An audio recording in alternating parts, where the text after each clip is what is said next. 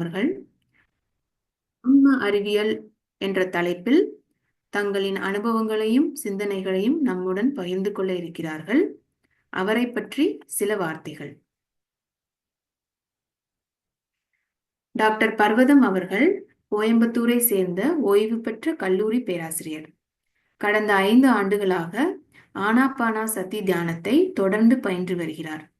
1 ஆண்டிற்கும் மேலாக ஸ்வாத்தியாய அமர்வுகளை நடத்தி ஆன்மீக அறிவை பகிர்ந்து வருகிறார். 1000த்திற்கும் மேற்பட்ட புத்தகங்களை வாசித்துள்ள அவர் அதை பகிர்வதிலும் ஆழ்ந்த ஆர்வம் கொண்டவர். தற்போது BHF புத்தக குழுவில் புத்தகங்களின் தொகுப்பு, திருத்தம் மற்றும் பிழை திருத்த பணிகளில் ஈடுபட்டு வருகிறார். மேலும் ஆன்மீக நூல்களை தமிழில் மொழிபெயர்க்கும் பணிக்கு பொறுப்பாகவும் செயல்பட்டு வருகிறார். ஞான தமிழ் சேனலின் வளர்ச்சிக்காக சேனலின் மேம்பாட்டிற்கான ஆலோசனைகளை வழங்குதல் மற்றும் பல்வேறு ஆன்மீக தலைப்புகளில் உரைகள் வழங்குதல் போன்ற பணிகளிலும் தொடர்ந்து ஈடுபட்டு வருகிறார்.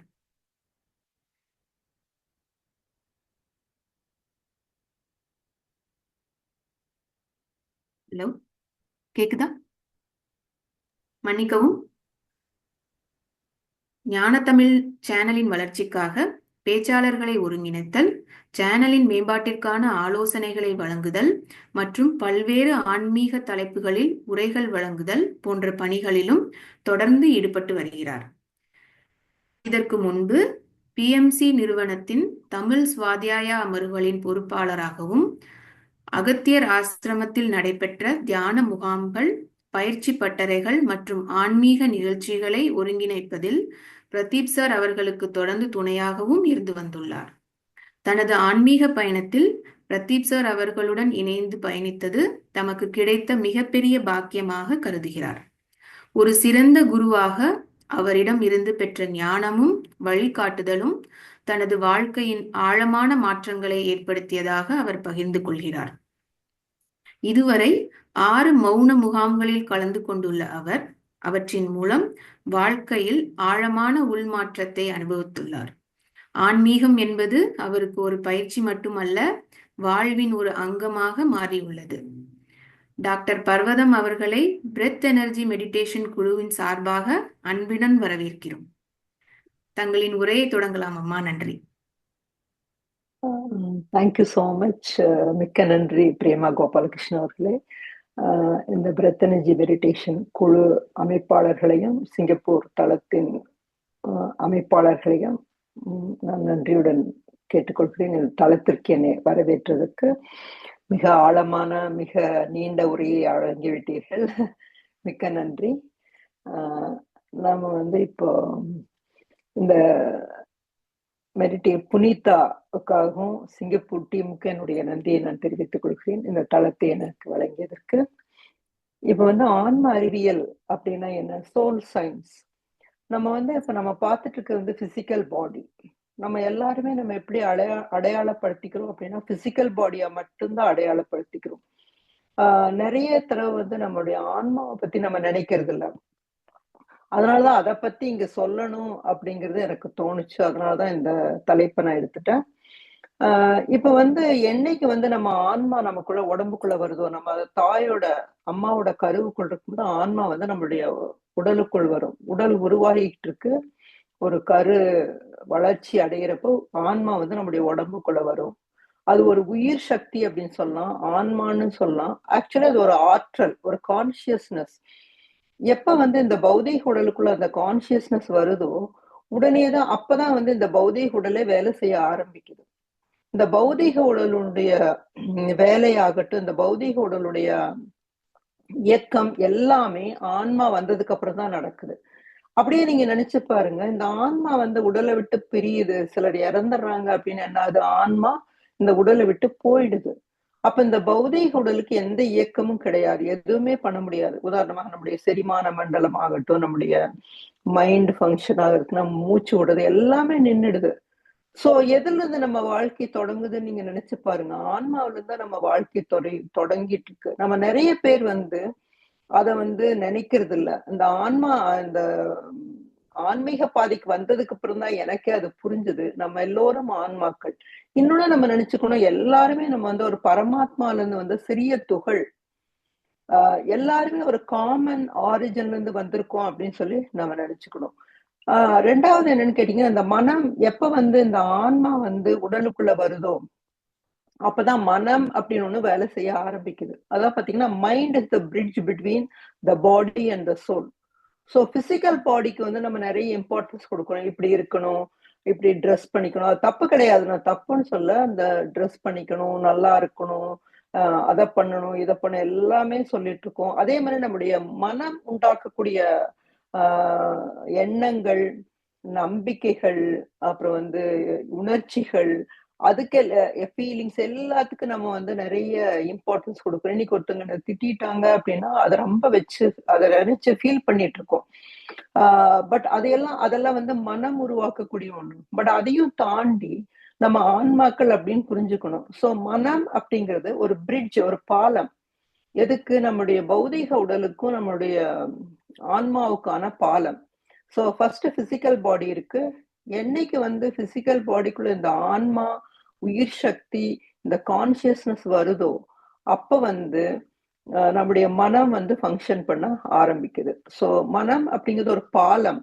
இந்த பௌதீக உடலுக்கும் இந்த ஆன்மாவுக்குமான பாலம் அப்படின்னு சொல்லி நம்ம நினைச்சோம். சோ அதனாலதான் வந்து ஆன்மா தான் ரொம்ப முக்கியத்துவம் வாய்ந்தது. அப்ப ஆன்மா வந்து எதுக்காக இந்த பூமிக்கு வருது, இந்த எர்த் பிளானட்டுக்கு எதுக்காக வருது அப்படின்னு பார்த்தாங்களா, மெயினா அனுபவங்களுக்காக வருது. அனுபவங்கள் பிளஸ் நம்ம எப்பவோ பல பிறவிகளில் நம்ம நிறைய பிறவி எடுத்துட்டு இருக்கோம். அந்த பிறவிகளில் செய்த கர்மாக்களை கழிப்பதற்காகவும், அப்புறம் சில பாடங்களை படிப்பதற்காக 3 விஷயங்களுக்காக. ஒண்ணு வந்து எக்ஸ்பீரியன்ஸ்க்காக வருது. அதாவது வந்து நம்ம வந்து என்னென்ன அனுபவங்கள் வேணும் அப்படின்னு சொல்லி பார்க்கணும். 2வது நம்ம சில பாடங்களை தவற விட்டிருப்போம். அந்த பாடங்களை படிப்பதற்காகவும். 3வது நம்முடைய கர்மா. நிறைய பிறவிகளில் நம்ம வந்து கர்மாக்களை சேர்த்து வச்சிருப்போம். அதாவது பிறவி ஆன்மா முதலா அந்த பூமிக்கு வரும்போது நிறைய கர்மாக்களை தான் ஆட் பண்ணிட்டு இருக்கோம். விலங்கினத்திலிருந்து நம்ம வந்திருக்கோம். அப்ப நிறைய கர்மாக்களை ஆட் பண்ணிட்டு இருக்கோம். அந்த கர்மாக்களை எல்லாம் கழிக்கிறதுக்காக நிறைய பிறவிகள் நம்ம இந்த ஆன்மா தொடர அதை கழிப்பதற்காகவும் தான் வருது.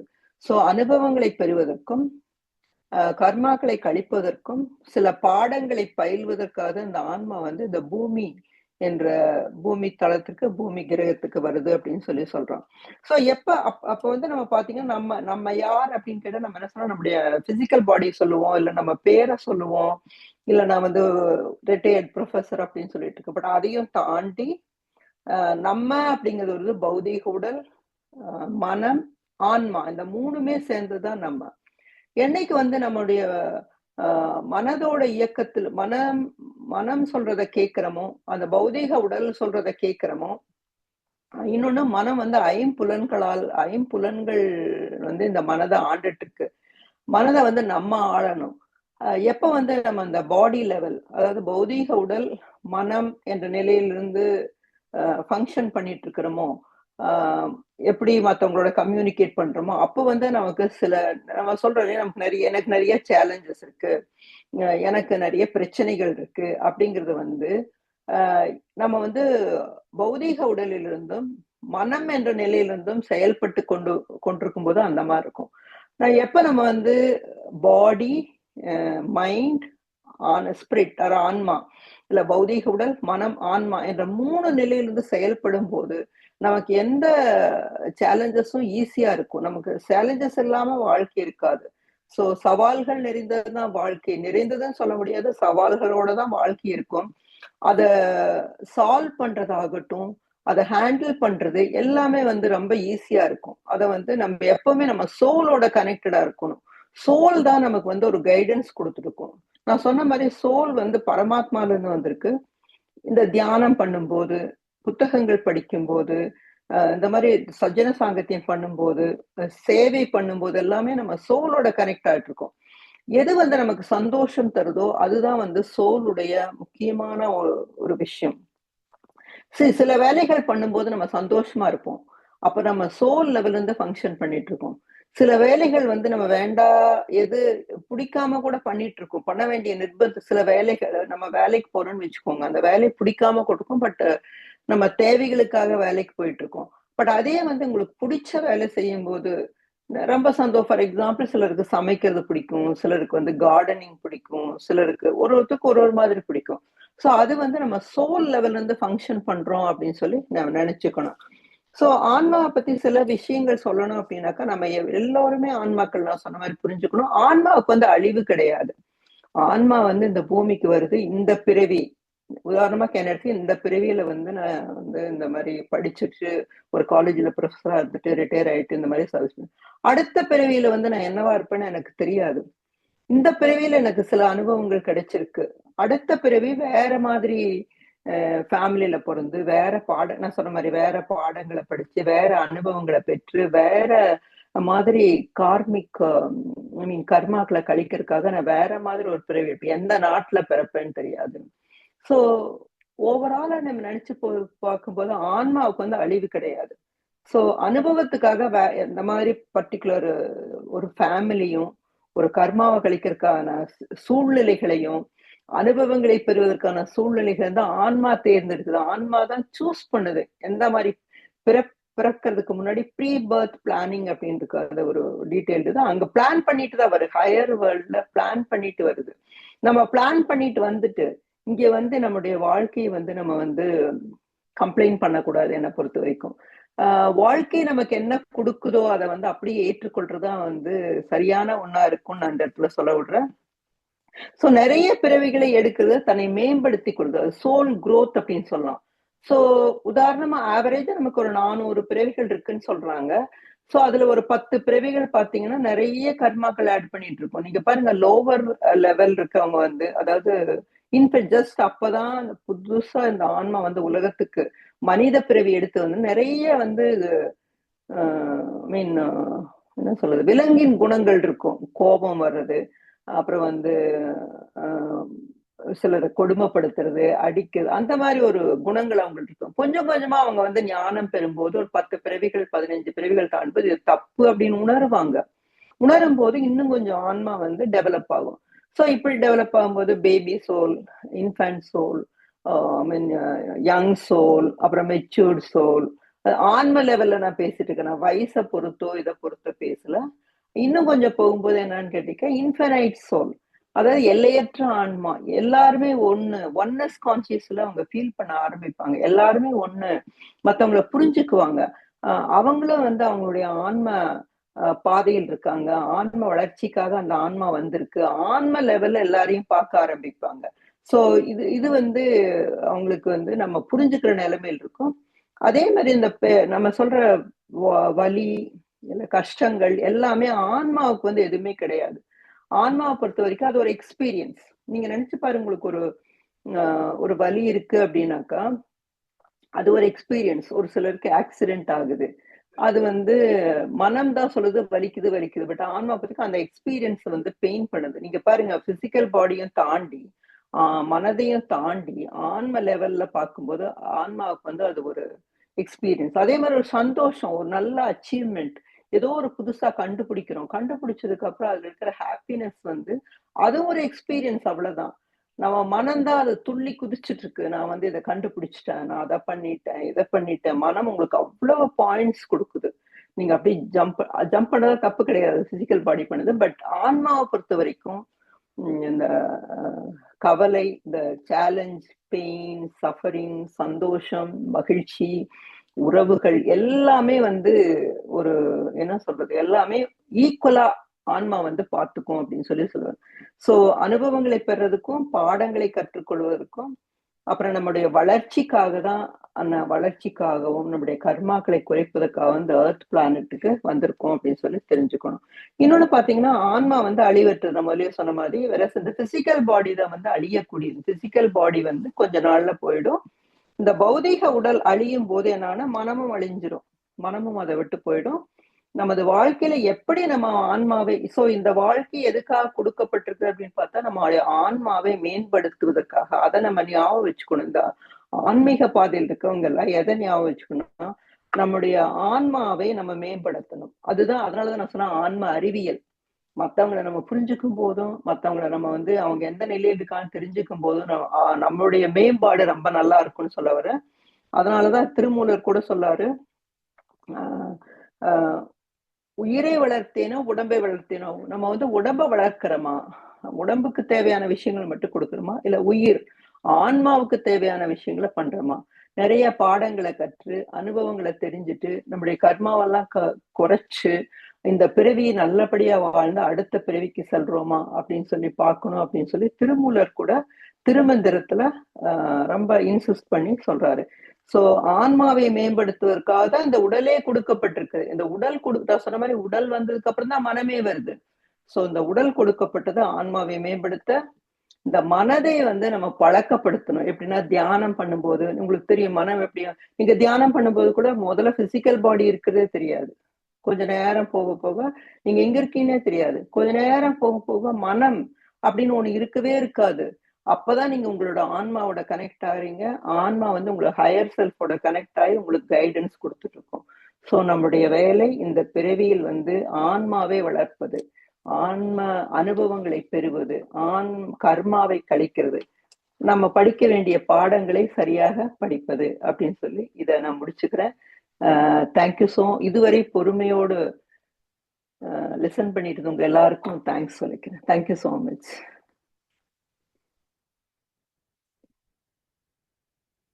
ஏதாவது கேள்விகள் சந்தேகங்கள் இருந்தா கேட்கலாம்.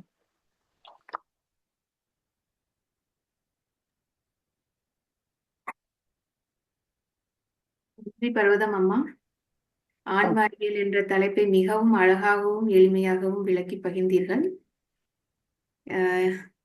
இப்போது யாருக்காவது ஏதேனும் கேள்விகள் இருந்தால் தயங்காமல் கேட்கலாம்.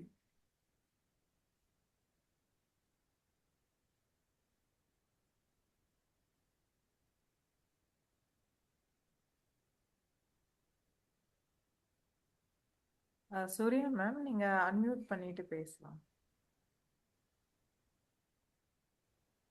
அதற்கு முன்பு மனம் என்பது உடலுக்கும் ஆன்மாவுக்கும் இடையிலான பாலம் என்பதை மிக எளிமையாக எடுத்துரைத்தீர்கள் பர்வதம்மா. மற்றும் உடல், மனம், ஆன்மா ஆகிய மூன்றையும் ஒருங்கிணைத்து வாழ்க்கை சூழ்நிலைகளை அணுகும் போது அவற்றை கையாள்வது மிகவும் எளிதாகிறது என்பதையும் அருமையாக விளக்கினீர்கள். தங்களின் ஆழமான பகிர்வுக்கு மனமார்ந்த நன்றி. தேங்க்யூ, மிக்க நன்றி பிரேமா. யாருக்காவது கேள்விகள் இருந்தால் கேட்கலாம்.